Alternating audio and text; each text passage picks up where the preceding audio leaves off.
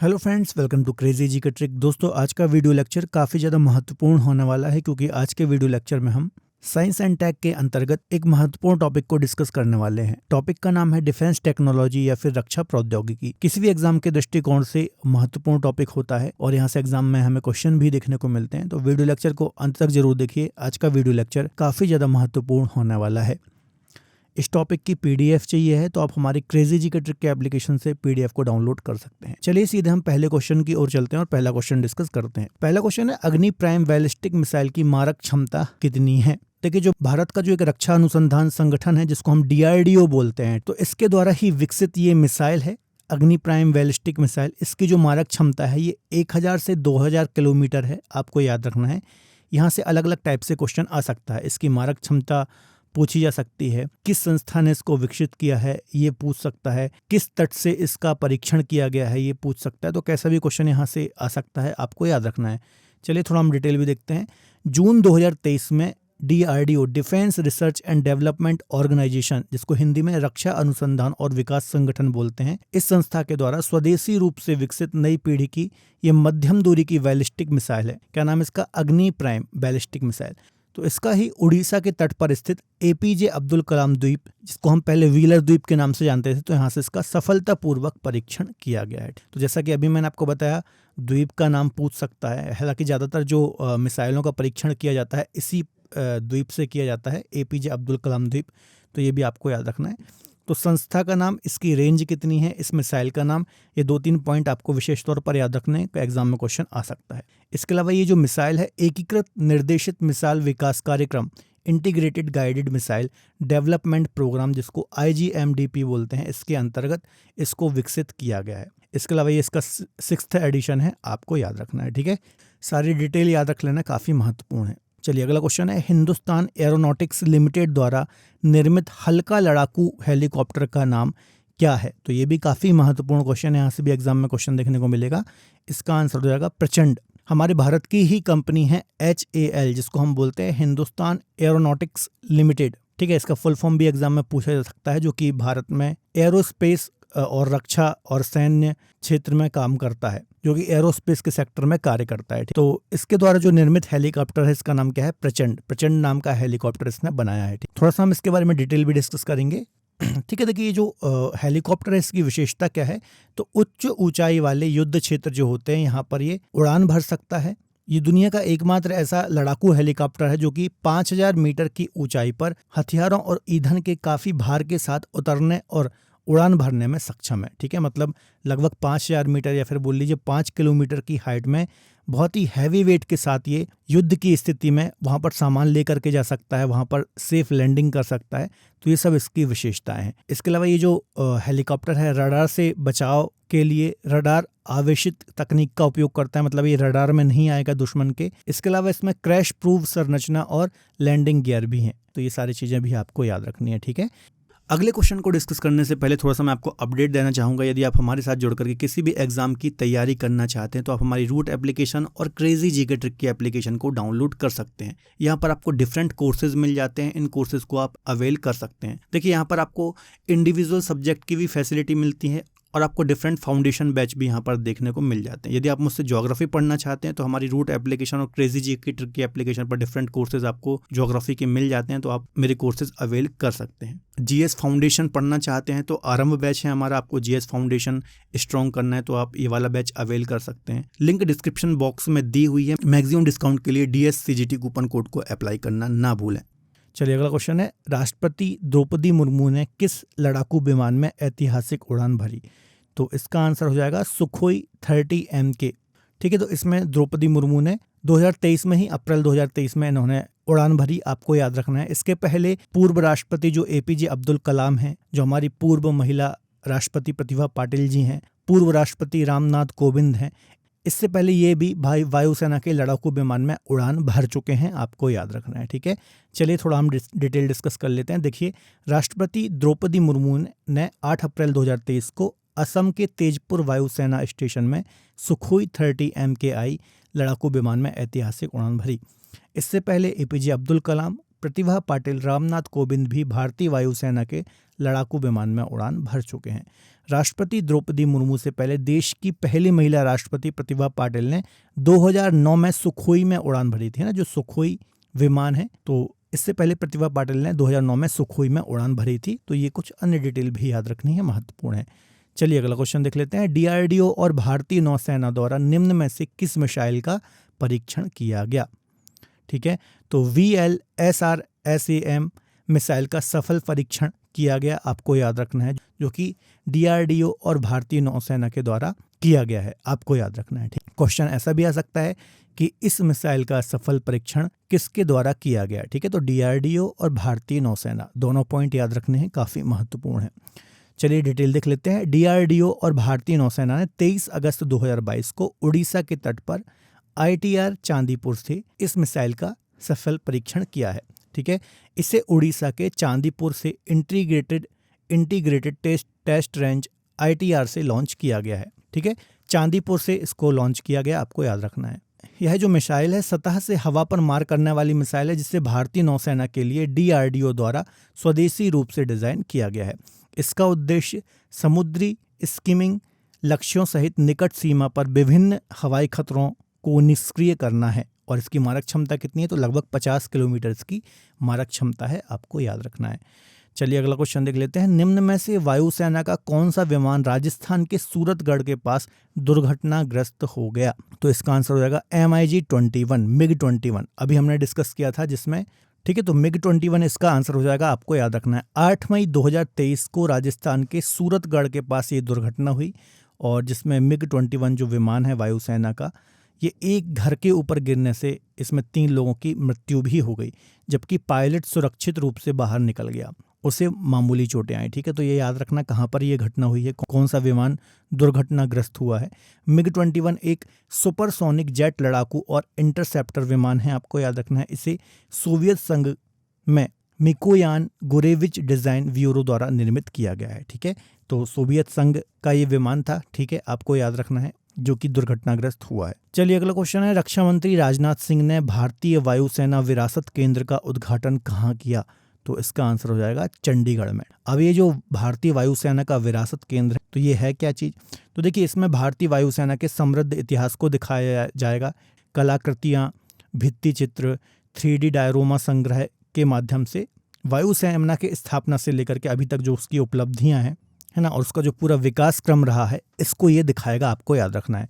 चलिए थोड़ा हम डिटेल देख लेते हैं। चंडीगढ़ के सेक्टर 18 स्थित गवर्नमेंट प्रेस बिल्डिंग में देश का पहला वायुसेना विरासत केंद्र बनाया गया।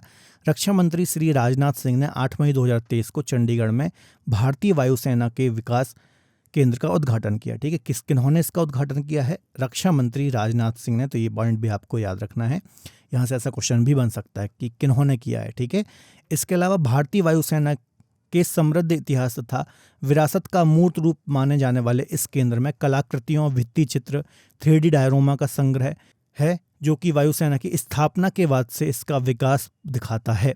तो ये सारी डिटेल याद रख लीजिए, काफ़ी महत्वपूर्ण है। अगला क्वेश्चन है, मझगांव डॉक शिप बिल्डर्स ने प्रोजेक्ट 75 के तहत स्कॉर्पियन श्रेणी की किस पनडुब्बी को बनाया है? तो मझगांव डॉक जो है ये एक कंपनी है जो कि पनडुब्बी, इसके अलावा जो शिप्स होती हैं, ठीक है, तो ये सभी निर्मित करती है, आपको याद रखना है। तो INS वागशीर पनडुब्बी को बनाया है, आपको याद रखना है। ठीक है, तो यहाँ पर आपको इस कंपनी का नाम भी याद रखना है, और जो ये स्कॉर्पियन श्रेणी की पनडुब्बी का निर्माण किया है, इसका नाम भी आपको याद रखनी है, काफ़ी महत्वपूर्ण है। देखिए, जो इसको वागशीर नाम दिया गया है, ये सैंड फिश के नाम पर दिया गया है, आपको याद रखना है, जो हिंद महासागर के गहरे समुद्र में रहने वाली एक शिकारी प्रजाति है। रूस से प्राप्त वागशीर श्रेणी की पहली पनडुब्बी को दिसंबर 1974 में भारतीय नौसेना में शामिल किया गया था, और अप्रैल 97 में इसे सेवा मुक्त कर दिया गया था। स्कॉर्पियन श्रेणी की पनडुब्बियां डीजल इलेक्ट्रिक प्रोपल्सन सिस्टम को संचालित करती हैं। यह सबसे परिष्कृत पनडुब्बियों में से एक है, जो सतह विरोधी जहाज युद्ध, पनडुब्बी रोधी युद्ध, खुफिया जानकारी एकत्रित करने, खदान बिछाने और क्षेत्र की निगरानी करने सहित कई मिशन को पूरा करने में सक्षम होती हैं। ठीक है, तो ये सारी इसकी डिटेल आपको याद रखनी है, काफ़ी महत्वपूर्ण है। इसके अलावा जो ये प्रोजेक्ट 75 है, इसके अंतर्गत जो निर्मित स्कॉर्पियन श्रेणी की प्रमुख पनडुब्बियां हैं, ये कौन कौन है इसको भी आप देख लीजिए। जैसा कि देखिए, जो ये वागसीर अभी हमने डिस्कस किया है, ये 6वीं पनडुब्बी है। इससे पहले 5 कौन कौन सी हैं तो वो भी हम देख लेते हैं, जैसे कि INS खंडेरी, INS करंज, INS कलवरी, INS वेला और INS वागीर। और 6वीं जो पनडुब्बी है वो है INS वागसीर, जो अभी हमने डिस्कस की है, आपको याद रखनी है। चलिए अगला क्वेश्चन देख लेते हैं। DRDO ने निम्न में से किस टैंक रोधी निर्देशित मिसाइल का सफल परीक्षण किया है? तो इसका आंसर हो जाएगा हेलेना। हेलेना नामक मिसाइल का सफल परीक्षण किया है DRDO ने, आपको याद रखना है। इस मिसाइल का कहाँ से परीक्षण किया है? तो पोखरण राजस्थान से इसका परीक्षण किया गया है और यह एक एंटी टैंक गाइडेड मिसाइल है, आपको याद रखना है। देखिए, DRDO द्वारा पोखरण में स्वदेशी रूप से विकसित हेलीकॉप्टर से लॉन्च की गई anti tank guided missile Helena का सफलतापूर्वक परीक्षण किया गया। अब देखिए, एंटी टैंक गाइडेड मिसाइल क्या होती है? इससे मुख्य रूप से जो भारी वख्तरबंद सैन्य वाहन होते हैं, है ना, टैंक वगैरह होते हैं, इनको मारने, इनको नष्ट करने के लिए डिज़ाइन किया जाता है, आपको याद रखना है। ठीक है, इसका ही सफल परीक्षण किया गया है। इसे रक्षा अनुसंधान विकास प्रयोगशाला हैदराबाद द्वारा विकसित किया गया है, आपको याद रखना है। रक्षा अनुसंधान विकास संगठन DRDO के अनुसार यह विश्व के सबसे उन्नत एंटी टैंक हथियारों में से एक है। मिसाइल की अधिकतम मारक क्षमता 7 किलोमीटर तक है, आपको याद रखना है। यह परीक्षण DRDO द्वारा विकसित तीसरी पीढ़ी की फायर एंड फॉरगेट श्रेणी की मिसाइल के परीक्षण का हिस्सा है। तो ये सारी डिटेल याद रखिए, काफ़ी ज़्यादा महत्वपूर्ण है। चलिए अगला क्वेश्चन डिस्कस कर लेते हैं। पिनाका MK उन्नत रॉकेट सिस्टम का कहाँ से सफलतापूर्वक परीक्षण किया गया है? तो इसका आंसर हो जाएगा पोखरण। पोखरण राजस्थान से इसका सफलतापूर्वक परीक्षण किया गया है, आपको याद रखना है। यह एक मल्टी बैरल रॉकेट सिस्टम है, आपको याद रखना है, जिसका नाम भगवान शिव के धनुष के नाम पर रखा गया है। ठीक है, तो काफ़ी महत्वपूर्ण है, आपको याद रखना है। चलिए थोड़ा सा हम डिटेल देख लेते हैं। जैसा कि अभी मैंने आपको बताया, पिनाका रॉकेट सिस्टम एक मल्टी बैरल रॉकेट सिस्टम है, जिसका नाम भगवान शिव के धनुष के नाम पर रखा गया है। रक्षा अनुसंधान और विकास संगठन और भारतीय सेना ने पोखरण फायरिंग रेंज में पिनाका रॉकेट सिस्टम के एक नए संस्करण का सफलतापूर्वक परीक्षण किया है। इसे पुणे स्थित आयुध अनुसंधान और विकास प्रतिष्ठान, जिसको ARDE, तथा उच्च ऊर्जा सामग्री अनुसंधान प्रयोगशाला, जिसे HEMRL, इन दोनों के द्वारा संयुक्त रूप से विकसित किया गया है। इसकी जो मारक क्षमता है वो 45 किलोमीटर है और 44 सेकेंड में 12 रॉकेट ये फायर कर सकता है या फिर दाग सकता है, आपको याद रखना है। तो महत्वपूर्ण क्वेश्चन है, आपको याद रखना है। अगला क्वेश्चन देख लेते हैं। प्रलय मिसाइल की मारक क्षमता कितनी है? तो यह सतह से सतह में, तो ये जो मिसाइल है सतह से सतह पर मार करने वाली लंबी दूरी की मिसाइल है, आपको याद रखना है। यह एक अर्ध बैलिस्टिक मिसाइल है, जिसकी मारक क्षमता 150 से लेकर के 500 किलोमीटर है, आपको याद रखना है। चलिए डिटेल भी हम देख लेते हैं।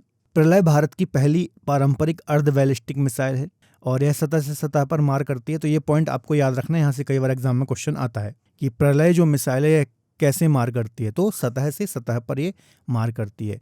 कुछ मिसाइल होती हैं सतह से हवा में करती हैं, तो ऐसे अलग अलग टाइप की मिसाइलें होती हैं। तो ये सतह से सतह पर मार करती है, आपको याद रखना है। इसे मोबाइल लॉन्चर से लॉन्च किया जा सकता है। इसके अलावा यह सशस्त्र बलों को वास्तविक युद्ध क्षेत्र में दुश्मन के ठिकानों व प्रमुख प्रतिष्ठानों को नष्ट करने की क्षमता प्रदान करती है। यह लगभग 350 किलोग्राम और 700 किलोग्राम तक के पारंपरिक हथियार ले जाने में सक्षम है, जो इसे और भी घातक बना देता है। दिसंबर 2021 में DRDO ने अब्दुल कलाम द्वीप से प्रलय मिसाइल का सफल परीक्षण किया। तो ये जितनी भी अन्य डिटेल है इसको भी आपको नोट डाउन करनी है, महत्वपूर्ण है। अगला क्वेश्चन देख लेते हैं। भारत को चीन गतिविधियों पर निगरानी रखने के लिए हेरॉन ड्रोन किस देश ने दिया है? तो इसका आंसर हो जाएगा इजराइल।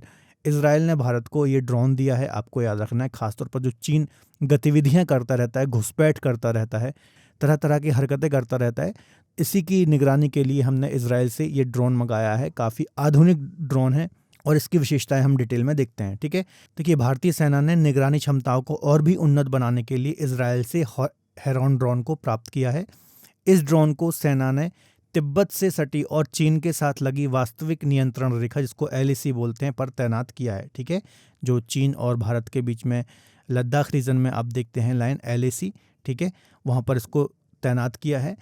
देखिए जो हेरॉन ड्रोन है, इसको ड्रोन टेक्नोलॉजी का लीडर माना जाता है। यह ज़मीन से 14 या फिर 14 किलोमीटर की ऊंचाई पर उड़ सकता है। हेरॉन ड्रोन की अधिकतम स्पीड 482 किलोमीटर प्रति घंटा है, जो कि इसको और ख़ास बनाती है। ठीक है, यह 2700 किलोग्राम तक के हथियार आसानी से ले जा सकता है, तो इसकी एक खास विशेषता है।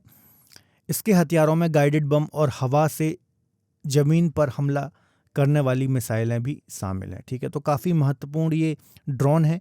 ठीक है, ड्रोन टेक्नोलॉजी है, आपको याद रखना है, जो कि इजराइल से हमने ली है। चलिए अगला क्वेश्चन डिस्कस कर लेते हैं। पहला S-400 एयर डिफेंस सिस्टम कहाँ तैनात किया गया है? ठीक है, तो पंजाब सेक्टर में इस डिफेंस सिस्टम को तैनात किया गया है, आपको याद रखना है। यह एक तरीके का मिसाइल डिफेंस सिस्टम है, आपको याद रखना है, जो कि सतह से हवा पर मार करने वाला एक सिस्टम है। लगभग 400 किलोमीटर इसकी मारक क्षमता है, तो एक अन्य डिटेल भी आपको याद रखनी है। चलिए थोड़ा और इसको हम डिटेल में देखते हैं। S-400 को सतह से हवा में मार करने वाला दुनिया का सबसे सक्षम मिसाइल सिस्टम माना जाता है। भारत को S-400 एयर डिफेंस सिस्टम रूस से प्राप्त हुआ है। ठीक है, ये हमने रूस से प्राप्त किया है। इसकी जो मारक क्षमता है वो 400 किलोमीटर है। इस प्रणाली के साथ 3 मिसाइलें दागी जा सकती हैं और इसके प्रत्येक चरण में 72 मिसाइलें शामिल हैं, जो 36 लक्ष्यों पर सटीकता से मार करने में सक्षम है। ठीक है, सारी डिटेल याद रखिए, महत्वपूर्ण है। अगला क्वेश्चन देख लेते हैं। फ्रांस में होने वाले बहुराष्ट्रीय अभ्यास ओरियन में भाग लेने वाली भारत की पहली महिला पायलट कौन है? तो शिवांगी सिंह जो हैं, ये भारत की पहली महिला पायलट हैं जो कि फ्रांस में होने वाले बहुराष्ट्रीय अभ्यास ओरियन में भाग लिया है।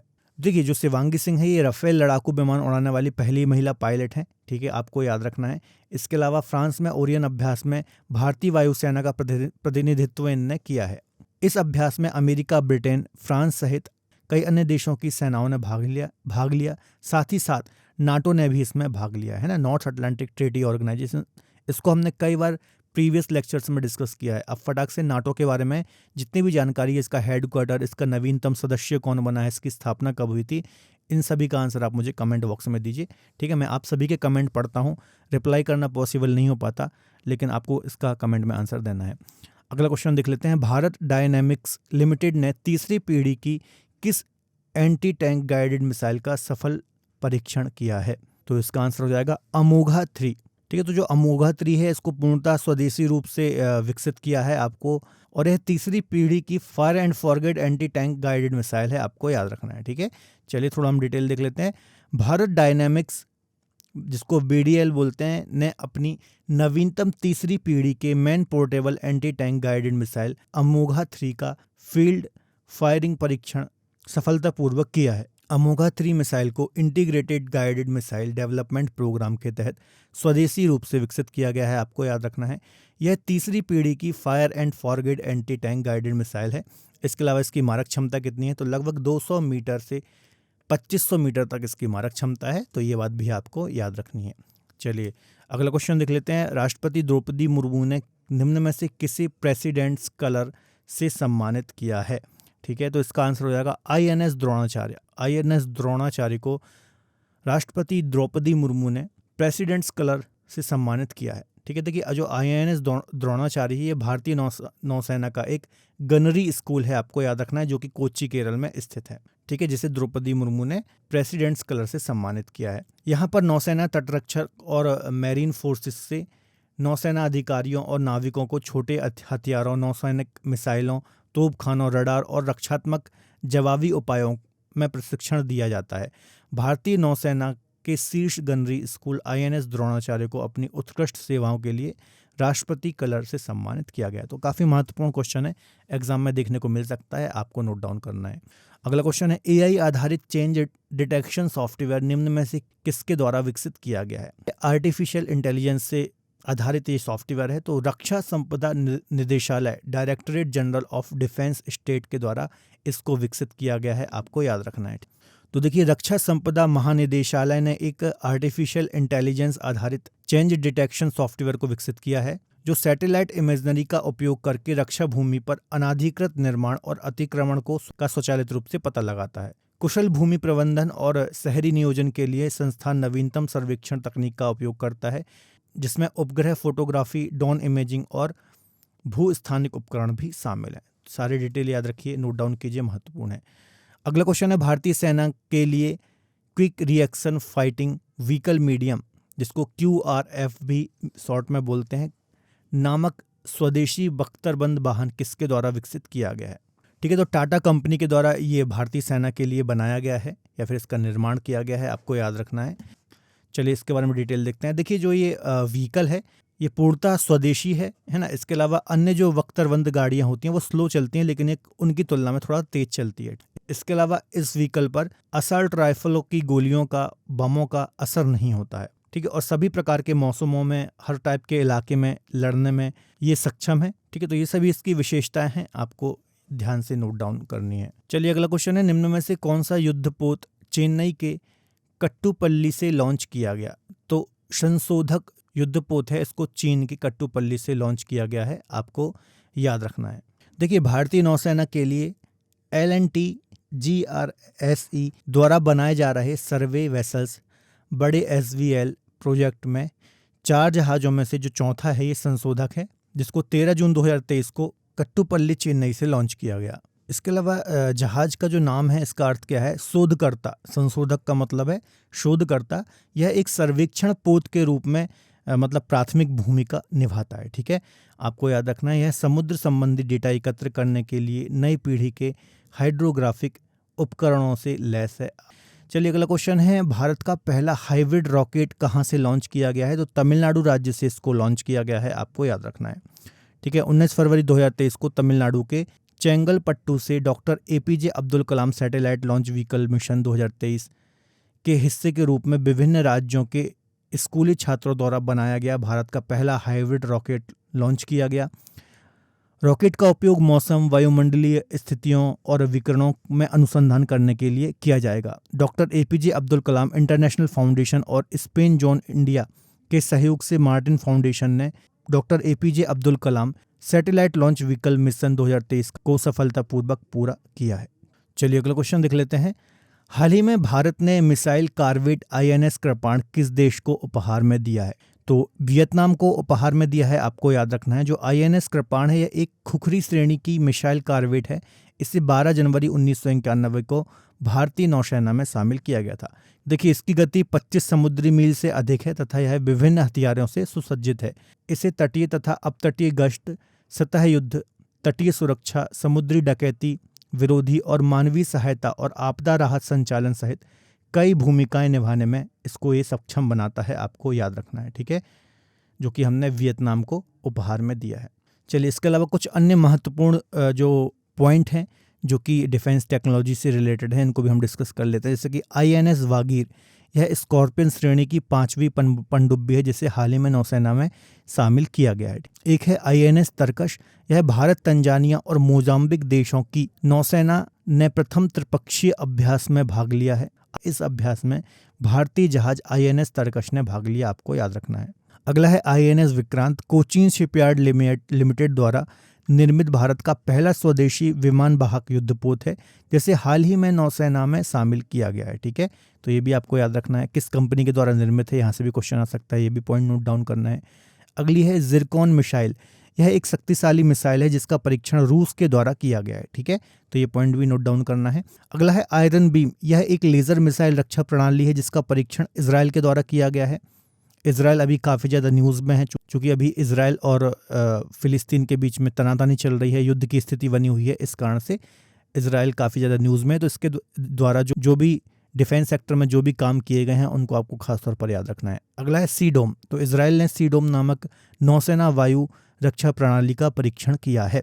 अगला है उड़ीसा के अब्दुल कलाम द्वीप से supersonic missile assistant release of torpedo का सफलतापूर्वक प्रक्षेपण किया गया, ये पॉइंट नोट डाउन करना। ठीक है, इसके अलावा हाल ही में रूस ने 70,000 AK-203 असॉल्ट राइफल भारत को सौंपी है। ठीक है, तो ये कुछ अन्य भी पॉइंट हैं जो कि डिफेंस सेक्टर से रिलेटेड महत्वपूर्ण पॉइंट हो सकते हैं एग्जाम के दृष्टिकोण से, आपको याद रखना है। जाते जाते आपके लिए क्वेश्चन छोड़ रहा हूँ, इसका आपको कमेंट बॉक्स में आंसर देना है। भारत में मिसाइल मैन ऑफ इंडिया किन्हें कहा जाता है, इसका आपको कमेंट बॉक्स में आंसर देना है। तो दोस्तों आज के वीडियो लेक्चर में हमने ये डिफेंस टेक्नोलॉजी के महत्वपूर्ण क्वेश्चंस को डिस्कस किया है। यहाँ से डेफिनेटली एग्जाम्स में क्वेश्चन आपको देखने को मिलेंगे, तो ध्यान से आप इन सभी क्वेश्चंस को नोट डाउन कीजिए, जितनी भी डिटेल बताई है उसको नोट डाउन कीजिए। वीडियो पसंद आता है तो वीडियो को लाइक करें, अपने दोस्तों के साथ शेयर जरूर करें, कोई अच्छा सा कमेंट भी कर सकते हैं। मिलेंगे अगले बेहतर लेक्चर में, तब तक अपना ख्याल रखिए और पढ़ते रहिए। बाय बाय, टेक केयर, जय हिंद।